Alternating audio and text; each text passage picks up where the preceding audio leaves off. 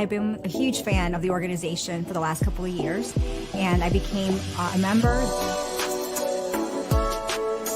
So BlackSid is a 501c3 nonprofit, non-political, nonpartisan organization whose mission is to advance minority communities, specifically targeting the African American community across the nation. Our initiatives, we have 5 pillars. Our first pillar is school choice. Our second pillar is free enterprise and entrepreneurship. Our third pillar is criminal justice reform. Our fourth pillar is to continue the promotion and also developing historic programs that highlight our nation's founding principles, specifically freedom. And our fifth pillar is to showcase any of the first 4 in a format that's evocative, a visual arts format, and or live experience. That's what BlackSid does. We have tons of initiatives that are happening in our country right now that are being done by our chapters.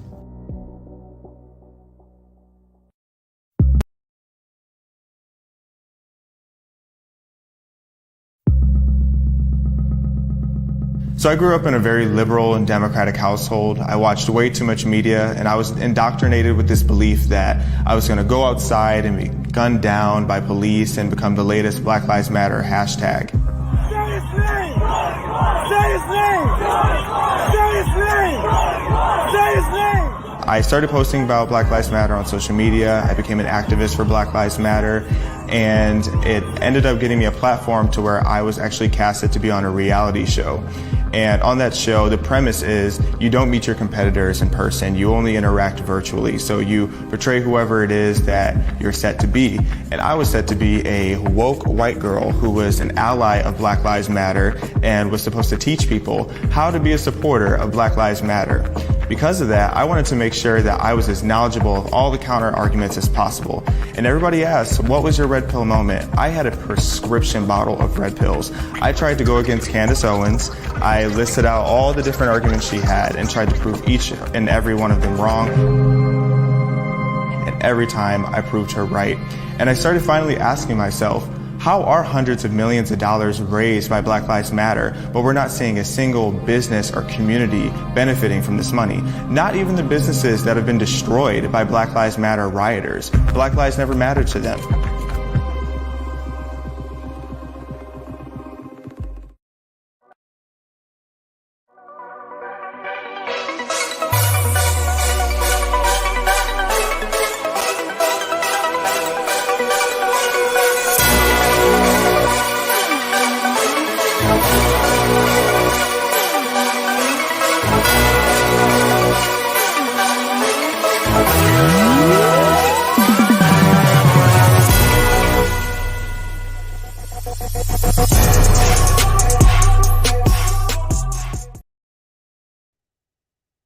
Hello and welcome to Liberty and Freedom with Porsha and Brian.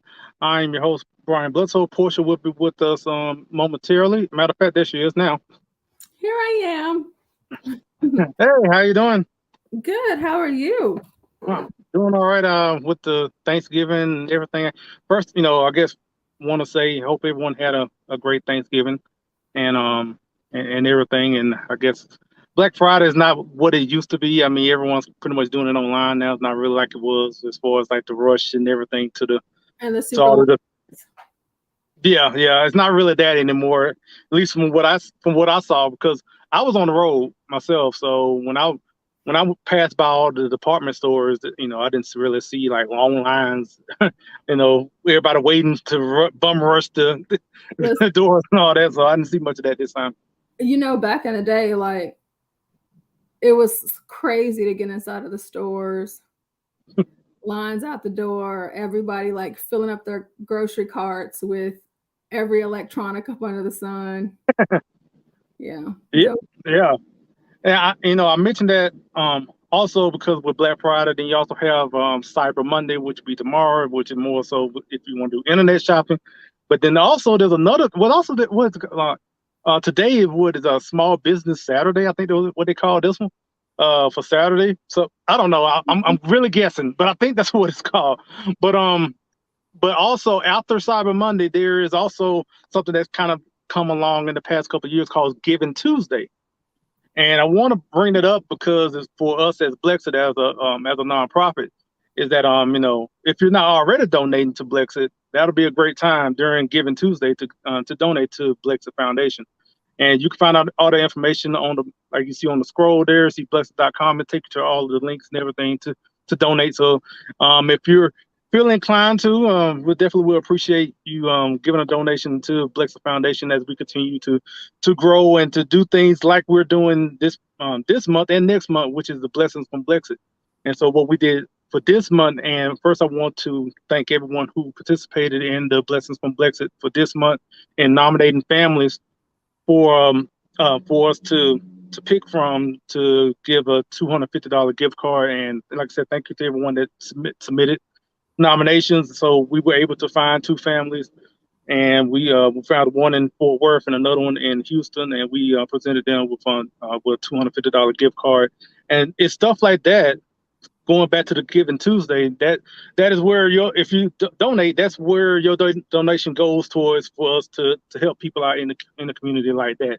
And that was for this month. And the Blessings from Blexit continue into December. As for us in Blexit, Texas, we're going to do a toy drop, where we're going to get together a number of toys, and we're going to drop them at another nonprofit organization that's more specifically garnered towards to helping our kids.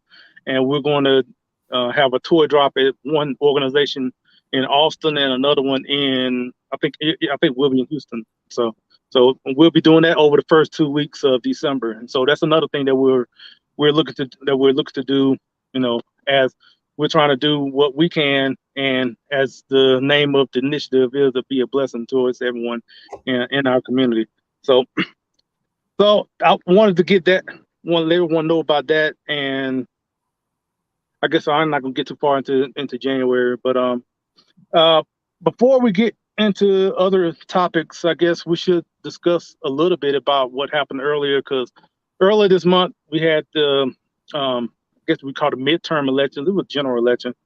And one thing, because as far as for Blexit, we had our candidate guide, where if you went to Blexit.com, you were able to see the candidate guide. We'll let you know as far as where they stand one way or another to kind of guide people in making their decisions.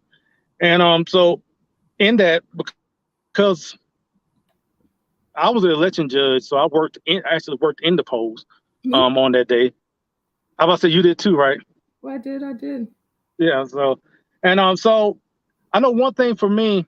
I know I've been talking too much, so let me just say this right quick. Get your thoughts. The one thing that I took from the election is I was surprised by, of all the things that happened, was the governor's race. I'm not talking about here in Texas. I'm talking about all over, like any governor's race that was going on, because I was hoping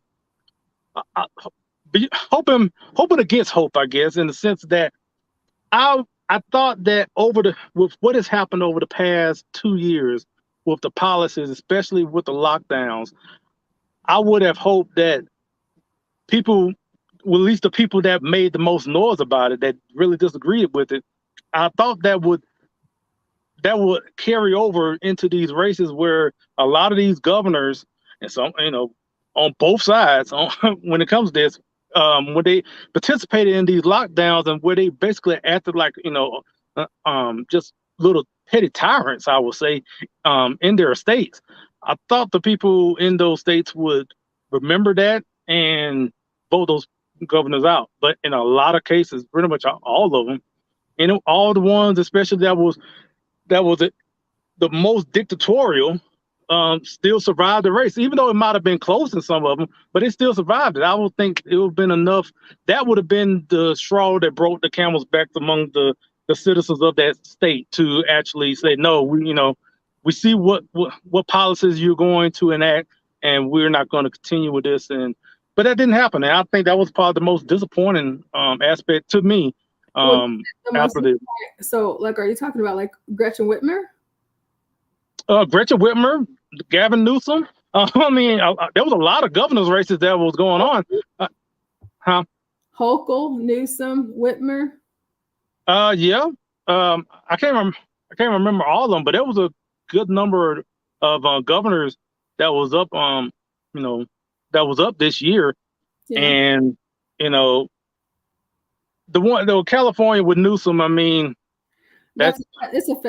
California is a failed state. That's not I was like, I didn't anticipate a change there.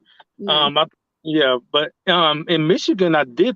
There was a chance. It was close. It wasn't that close in the sense of where it was like it came down to runout, like a recount or whatever. But yeah, Georgia with what is his name? Brian King. Walker and you're talking about Senate race. Yes, between Walker and that other guy. Oh yeah, Warnock. Yeah, Warnock. Yeah, those two. Thank goodness that they're going into a runoff, though. But I think the only thing that disappointed me the most, the main thing that disappointed me the most between the elections, the midterms, all across the country. And thank you. Big shout out to everybody that went out to vote. If you're a great Texan like Brian and I, one thing that Texans do is that we some of us vote early, but most of us vote the day of, and we like to walk in and we like to see the folks working our polls, and we like to cast our ballots. So for those of you that get up, get out, show up, go to the polls, because that's always my greatest recommendation. Go to the polls and vote. I appreciate you heavily. You guys have no idea how much that matters to us. But my disappointment was how everybody was like, oh, it wasn't a conservative wave. It wasn't a conservative wave. The conservatives didn't come out in the way that they wanted to. And it's just like, I don't agree with that.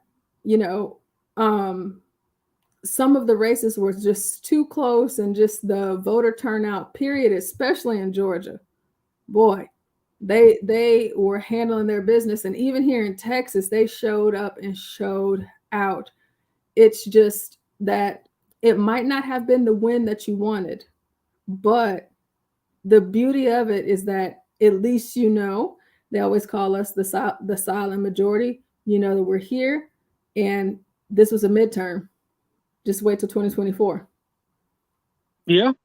Because so many people switched from liberal to conservative, and not necessarily because they agree with the conservative ideology, all the way. It's just basic principles of morality. Like, okay, hey, I don't agree with this, that, and the third, whether it's the schools, the things that are being taught in schools, or the economy, inflation, or, there's just a host of different things. I believe that this election showed us that people are capable of finding the knowledge and the information that they need to find to vote on policy versus emotion. And that, to me, was a great outcome, and I'm proud of it. The only disappointment for us, especially here in the state of Texas, the greatest disappointment was Andy Wynn. Andy Wynn's loss was a very emotional, tough loss, especially to Elisa Simmons after Devin Allen. Me and Devin Allen, we have had our tit for tats over the years in Commissioner's Court. She knows who I am good and well. Roy Brooks, however, endorsed the Alicia, whatever. The only positive compliment that I'll give to Elisa Simmons is she's almost 60 and she looks good. She looks great. She looks incredible, but her policies and her stances, they're trash. And I hate that Andy lost, and it was just shy of 4,000 votes. And that's where the conservatives come in, where it's just like, hey, y'all can't get into this mindset that our votes don't count or that elections don't count. We're in Texas. We're not in Arizona where they're doing all of that stuff with Kerry Lake, in Pennsylvania where you have to wait days after the election. In Texas, you gonna know that night. And for people like yourself and myself, we work the elections and we know how strict it is, and we know all of the rules that we have to follow and all of the things that we have to do to ensure that our elections are clean and safe. Now, of course, people find their ways around things, but if more people came out and voted in the Arlington Mansfield area, Andy could have had a chance, but I hope that he does not give up. We love you. We support you. We have your back no matter what. I got to see him at the holiday party. The Frederick Douglass Republicans of Tarrant County, we had our holiday party November 17th, and it was a great turnout. And Andy, he was there. But I don't want him to give up. I do not want you to give up. Keep fighting. And Elisa, who knows how long she's going to last. Yeah, that was another disappointing, especially on the local level. And level, because that's what a lot of people forget about local elections, as if they're not important, because they spend a lot of, we'll go with mainstream media, the idea, the governor, lieutenant governor, attorney general, whomever, lieutenant or whatever it is, local elections are so important that people don't even realize that these are the people that are making your everyday decisions. Like the president, they do what they do, but you come down local and it's just like, hey, you want to know what's going on your roads, your schools, all of these things, they matter. School board. School board and all that. Yeah. I mean, I mean the local officials, those are the ones that are going to affect you the most. And more immediate. Criminal court judges, all of these people, you vote for these people. But I think that even for me and you right now in this moment, and even for Blexit, Texas and Blexit at large, it's whatever it is that it takes for us to get that word out. Because the one thing that I always say, and I've said it to you before, the most valuable thing or knowledge that any Black person could have, the most valuable investment that any Black person in America can have is that into politics. Because whenever you have that, all of the things that you hate and all of the things that you're not knowledgeable about, all of the things that you do not know, it all comes down to politics. And those things affect you and your community the most. And whenever you know what those things are and you know what they mean, like even we can go down to the commissioner's court every Tuesday, 11 a.m. You can get in there, you can voice, you can share your voice. And then even volunteering like you and I do, host an election, run your elections, get you some clerks to work with you, or however, local elections matter. And for you to know who the judge, like for me in Tarrant County, we got Judge Alex Kim, he won his race, thank goodness. Judge Brooke Allen, Judge Kenneth Newell. You have all of these people that are over so many things that impact your life. Your sheriffs, your mayors, your city council, all of these people.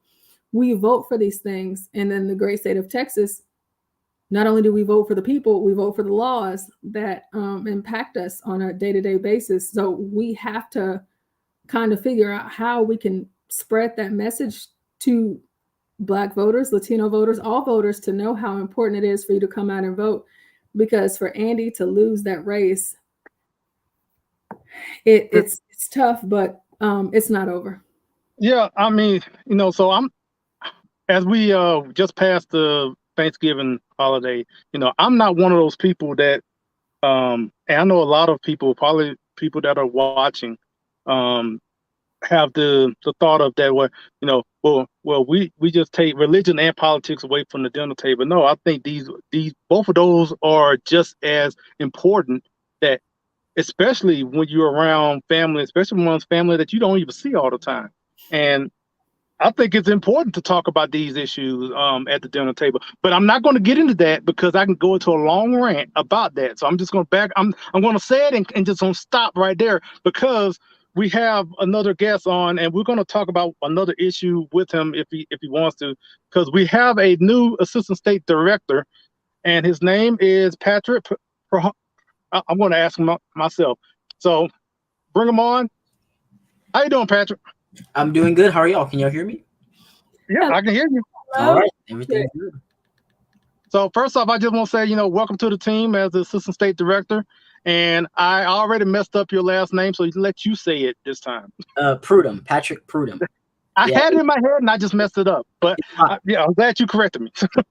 It's one of those names that, at this point, I don't expect people to get it right. So when they do get it right, I'm more shocked that they got it right than they got it wrong. Cool. Nice to meet you. Nice to meet you.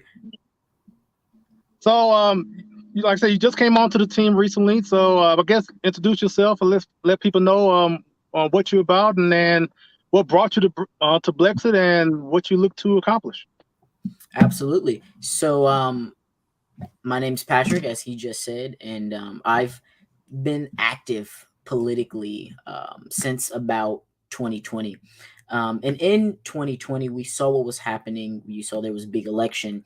And so I got involved in politics just to educate people. You shouldn't be voting for a candidate simply because you hate that candidate or you hate that party, but we should be informed on what each candidate offers and why they offer that and what is it called.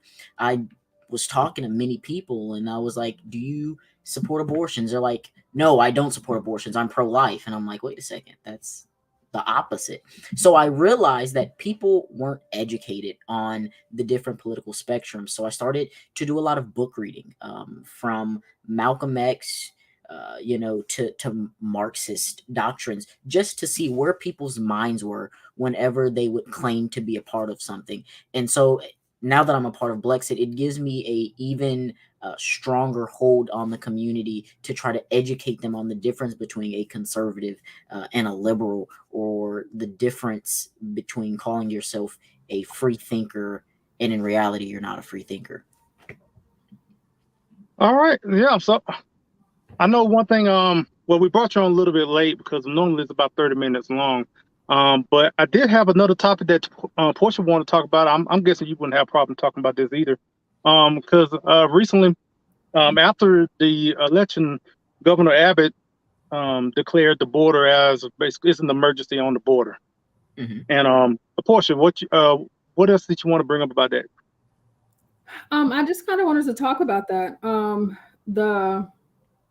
Finally, Governor Abbott declaring it as an emergency, as he should have, as soon as this current administration came into office. The thing about the border is that, if you're not here in Texas or a place like Arizona, but I always say mostly Texas, if you're not here, you don't know. Mm-hmm. You don't know what it feels like to be driving your car and you might get hit by somebody. And, they say hit and run. And it's just like, a hit and run, they might drive off. But here it's just like, no, they get out and they run off, or just the other different things that you see concerning the illegal immigrants, or just the way that they try to survive whenever they get here, robbing, stealing, holding people. There's just so many different things that Texans have to deal with. And I know that whenever they speak on Texas, it's just like, oh, well, the white folks in Texas. And it's just like, nah, white people ain't the only ones that's here. Like, we are here too. Like, chill. Like everybody deals with this, especially down there on the border. Those are largely Hispanic communities and everything that they're going through out there. But the fact that he did declare it an emergency, thank goodness, like it's about time, because like these are the things that impact all of us. And then wherever you start to break it down and come back to the Black community, because that's where I'm always going to go. They talked about this heavily in the Andy Wynn race.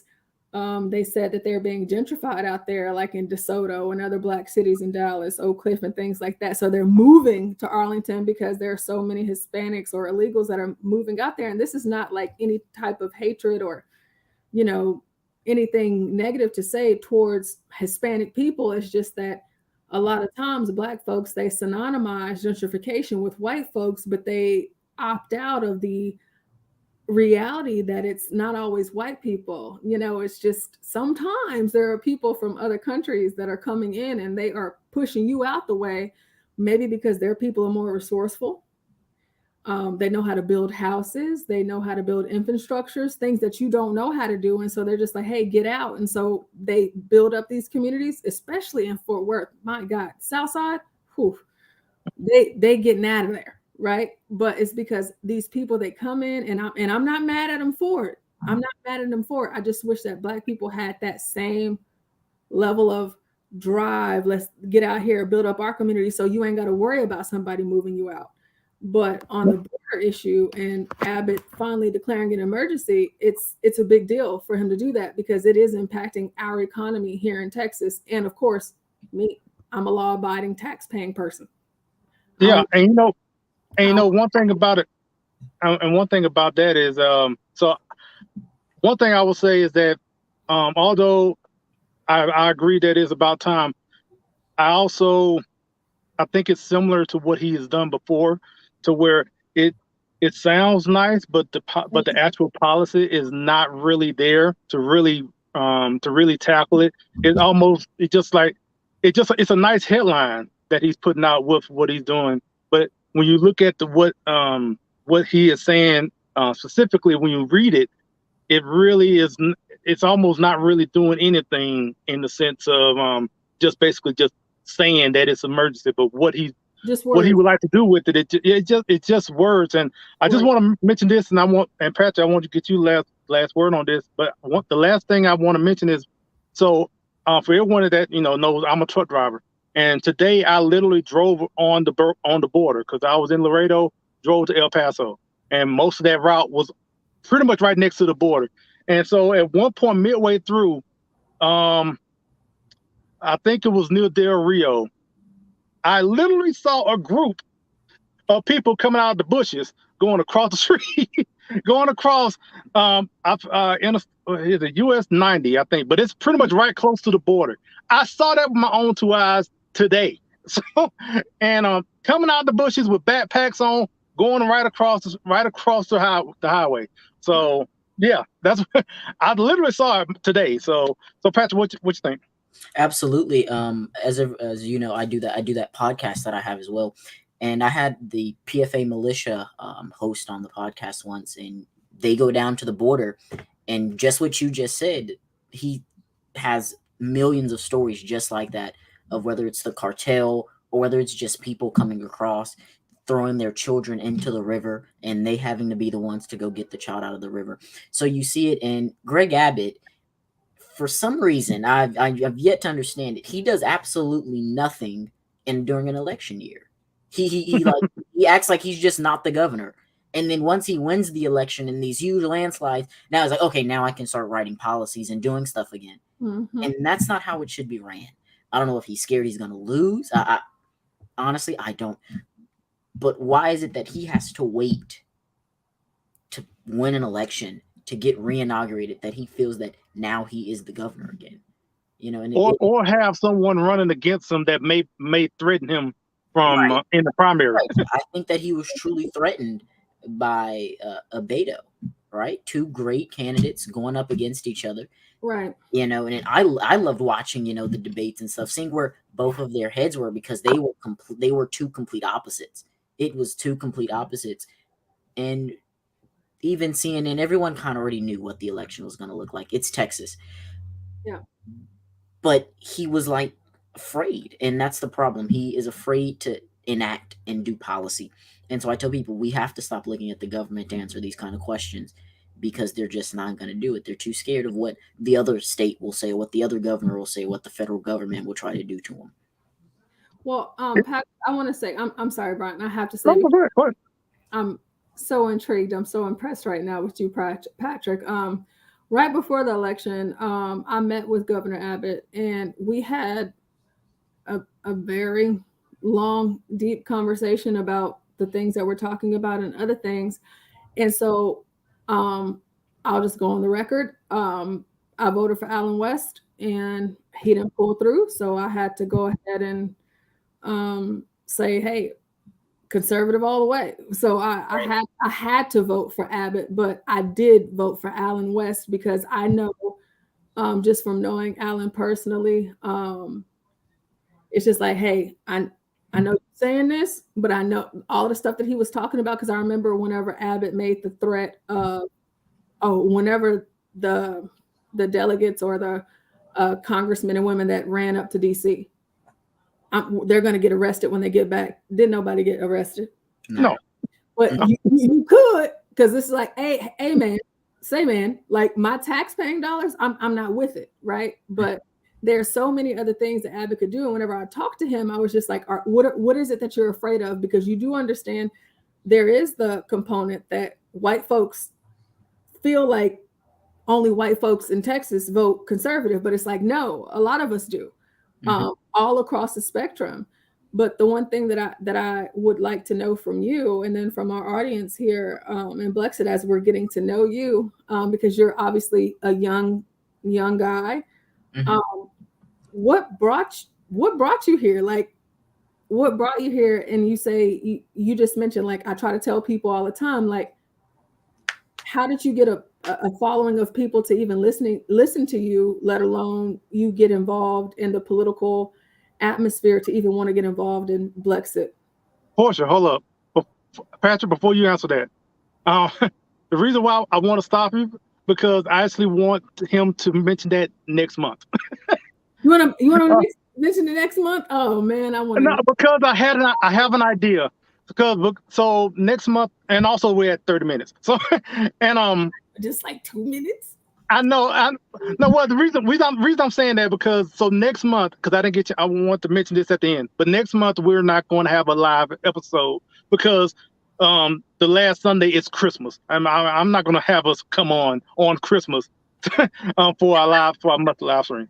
So what I'm going to do is have everyone from the leadership team and Porsha as well to give a 3 to 5 minute video saying basically what you just said, Porsha, like why'd I come on the Blexit and everything like that. And so that's one thing I was going to mention. And so we're going to put all those videos together, because that'll be five or six. There'll be 6 videos. So that'll be enough for a whole episode. And I'm going to put all those together, and that's going to be the December episode. And that's going to play on the last week of December. So that's why I want to stop you. I'm so interested. It's just like I want to know more about Patrick. Like, Patrick, so hopefully Patrick will in that video let everyone know in that time frame, and along with the rest of the leadership team as well as Porsha as well. So yeah, like I said, we're going over time, and I just want to mention 2 things. A former leadership member for Blexit Texas, Shane Pratt, who is also the Blexit Leadership Academy trainer now. I just want to let everyone know that he is going to be on the Food Network tomorrow.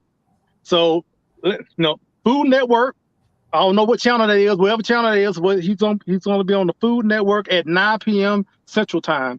The name of the show, I think, is Holiday Baking Championship. And he's going to be on there with he's a baking assistant for a friend of his that is also on the show as well.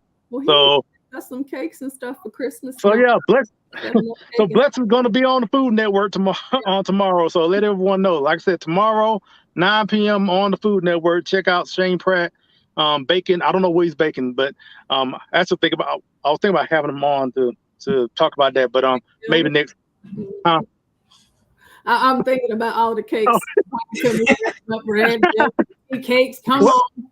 This will be my first time watching this, so I don't know what's on the show, but it's a great show. I watch it on Food Network and Netflix. It is a great show. They kind of give them a design that they have to follow. They have a certain amount of time to make the cake, and whoever's cake is the best kind of wins. Cool. All right. Yeah. So catch them on there. And like I said, I'll say again, tomorrow, 9 p.m. Central, he'll be on the Food Network. Also, the last thing, we as Blexit are going to be at Turning Point USA's America Fest in Phoenix, Arizona. We'll have a booth there. That's on December 17th through the 20th in Phoenix, Arizona at the Phoenix Convention Center. So Candace will be speaking at that event as well. And like I said, we'll have a booth and we'll be there. So anyone that's watching is going to be there. Come by the booth as well and say hi. And so, yeah, just want to get those 2 things out. And again, we won't have a live episode next month. We'll be back in January. And by that time, that'll be January 29th. and that will be our next live episode. And so for all this year, and just thank you for everyone that's been watching. Thank you for watching us this past year, and we will literally see you live again next year. And thank you for watching. And until January to see you live, we'll catch you later. Thank you all. Thank you all. Thank you for having me. Oh, thanks for being here, Patrick.